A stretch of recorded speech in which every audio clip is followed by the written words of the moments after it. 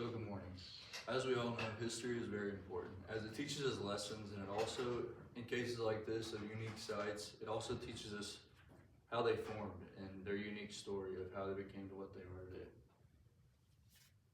The Payne Canyon of North Dakota and Farm Life Creamery of South Dakota each showcase unique significance and distinctive experiences that highlight the culture and lifestyle of the Northern Plains, and that is what we will discuss today along with their history.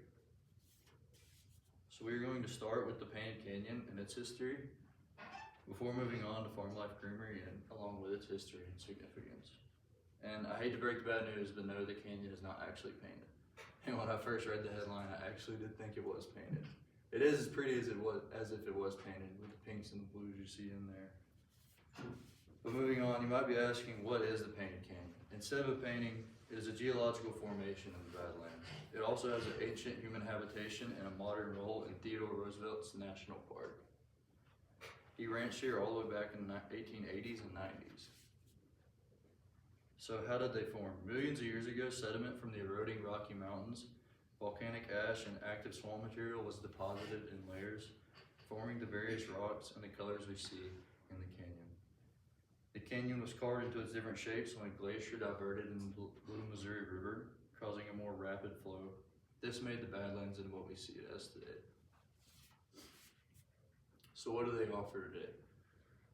Today, the Payne Canyons are free to see and include a visitor center that, as you guessed it, has a gift shop, and along with two different trails and the possibility of seeing wildlife. Some wildlife you may see when visiting include wild horse, bison, pronghorn, mule deer, and elk. And different trails they have a more moderate trail that is the Payne Canyon Nature Trail Loop. It is about 1 mile long, and they have more challenging trails like the Jones Loop and the Petrified Loop, and the Maadahe Trail are also close by. These are the more challenging trails they offer that are not necessarily there, but are close by in location. So now that we've discussed the canyons, significance, and history, I want to move on to the Farm Life Creamery's unique story and history. So Gary and Amy Blaze actually both grew up in South Dakota on dairy farms.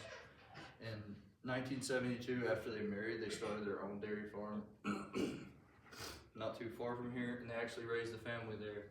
When their oldest son came back from college, the dairy prices had plummeted, and it forced them to decide whether to sell their own product or sell the farm. Well, they actually decided to go and find somebody that would help them get into cheese making, so that way they can learn how to sell more products than just milk. So they took up the trade of cheese making and went on further to learn about ice cream later. And so then they had 3 different products they could sell. So what is it today? The farm is still up and running today, but now you can actually visit and see the various animals that they house. From like basic little farm life to emus and alpaca they house, but they have different kinds of animals. And besides a petting zoo, they actually have their own putt-putt golf now, and a store where you can purchase some of their homemade ice cream, milk, and cheese products. They even now host their own cheese fest. Sorry about that. Even host their own cheese fest now.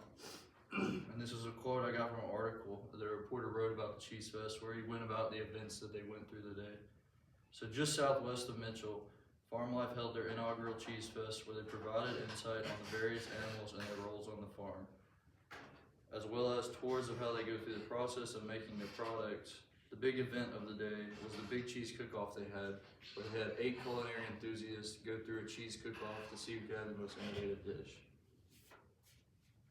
So maybe you've heard of these places before, but I hope after hearing this, you see the uniqueness and the distinctiveness the canyon and the creamery both have to offer. And maybe you learned something new about these places today.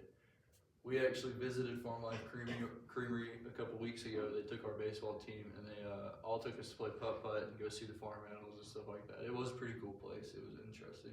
And just hearing about their story and then telling us their story, like, it was super cool to hear about.